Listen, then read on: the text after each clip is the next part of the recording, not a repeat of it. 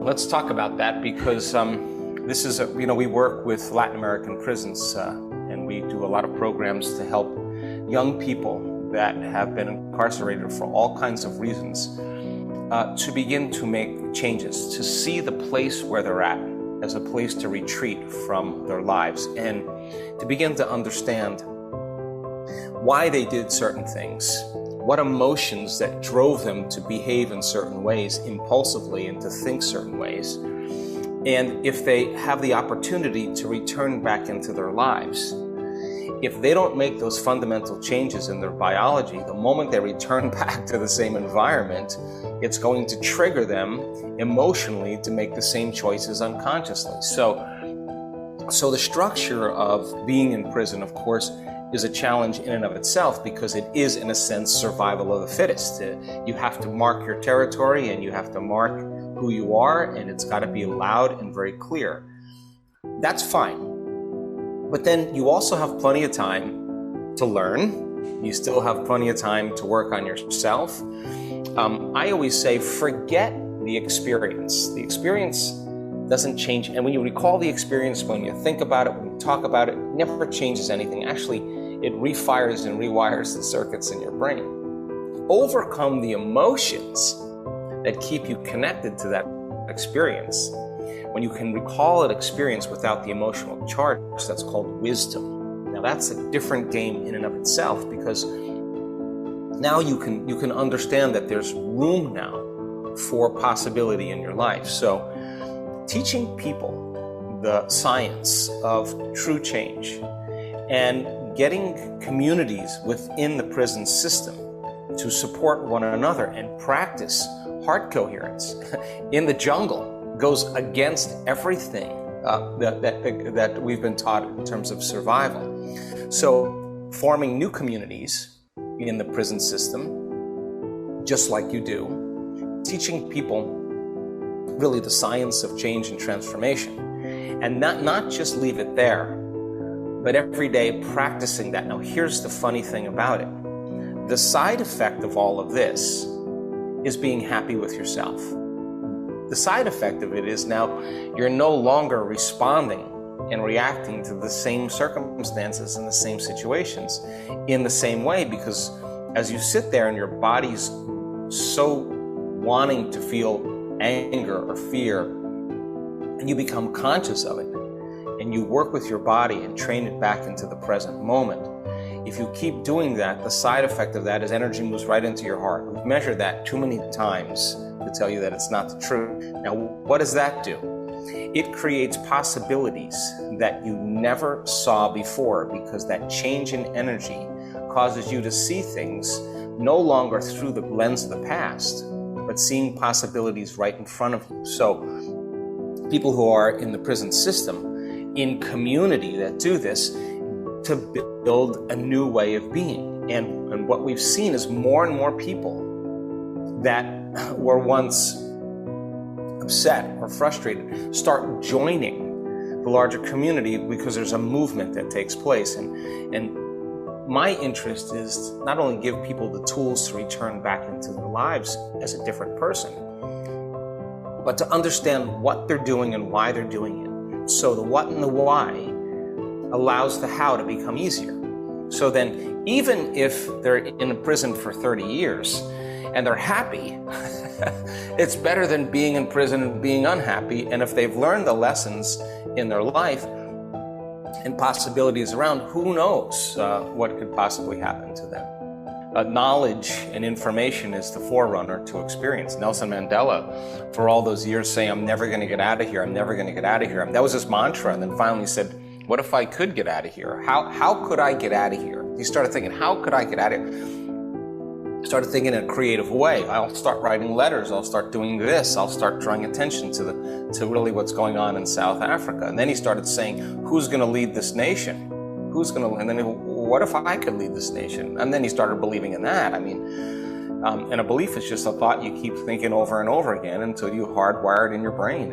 And so we're all faced with great challenges, brilliantly disguised as impossible situations. And there's always a door. There's always a door And so your personality creates your personal reality. It's that simple. And your personality is made up of how you think, how you act, and how you feel. So the present personality who's listening to this show has created the present personal reality called their life, which means if you're going to change something in your personal reality, in your life, you got to change your personality. You have to change. Nothing changes until you change. That's the bottom line. So then, the word meditation literally means to become familiar with. That's what that symbol means, to become familiar with. So the inmate is sitting there and he's starting his or her journey on the process of meditation. And here comes the thoughts. I can't, I'll never change, I want to kill this person turned me in, I'm angry. And here comes the barrage of the thoughts, the habits and behaviors, and the emotions. Now, most people, the moment that happens, they don't want to look anymore. They get up, they start getting busy, they get on their cell phone, they start working out, whatever they do to distract them from that feeling. But great courage, the greatest courage is to look at that, because when you can become so familiar, Fritzy, with that thought, so conscious of that unconscious thought that has been slipping by your awareness unnoticed, to the point where you can say, oh, you can recognize the thought and you don't accept it, you don't believe it, you don't surrender to it without analyzing, you're aware of it. Now that's a victory. But because in your waking day, that thought, if you become so familiar with it, is going to be you're going to become conscious of it. And a program is when you're unconscious. So as you keep remembering enough times, how many times do we have to remember before we stop forgetting? That's the process of change. And if it takes 1,000 times of trial and error and you're persistent, sooner or later, you're going to be like, I'm not going to believe in that thought anymore. By the same means, if you complain and you blame and you make excuses and you feel sorry for yourself and you talk trash about other people, don't you know that in order to create a new personality, you have to become so conscious of those unconscious, even the way you speak and the way you act, that you wouldn't go unconscious to that state again. Now, here's the hardest part. When the body starts getting aroused and starts feeling anxiety and fear and starts feeling anger and hatred and frustration and wants to be violent and feels pain and suffering and guilt and shame, this is great courage. If you could settle the body back down into the present moment and teach it that it's no longer the mind, if you keep doing that, in time you will sense the first sensation in your body that starts the emotional response. You'll get so familiar with that emotional response that you'll catch it before it happens. Now, that is retiring the old self. Nerve cells that no longer fire together no longer wire together. You start pruning apart circuitry in your brain that has to do with memories of the past. By the same means, if you're no longer behaving the same way, you're no longer lighting those circuits up as well. And if you can stop the thought that produces the feeling of that emotion and inhibit the process, inhibition over time breaks conditioning. So how long does it have to take? Well, you practice doing it with your eyes closed so that when you open your eyes, you don't go back to the old personality. Now, here's the cool part.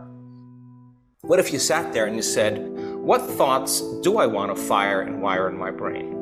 What do I want to program my brain to think? If I could keep repeating this with intention, with presence, and I would begin to install the neural hardware in my brain. Keep practicing it. The hardware becomes a software program, and that's a new voice in your head that says, Fritzy, anything is possible.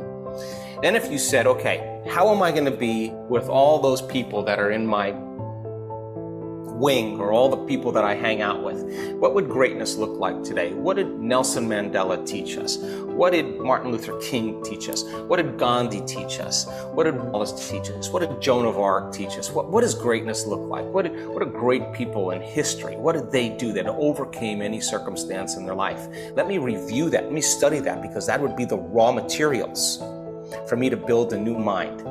And if you closed your eyes and you rehearsed in your mind what you were going to do that day, you would reach a point where you were so present that the brain would not know the difference between the real life experience that's creating that circuitry and what you were imagining by thought alone, your brain would look like you already did it. Keep practicing it.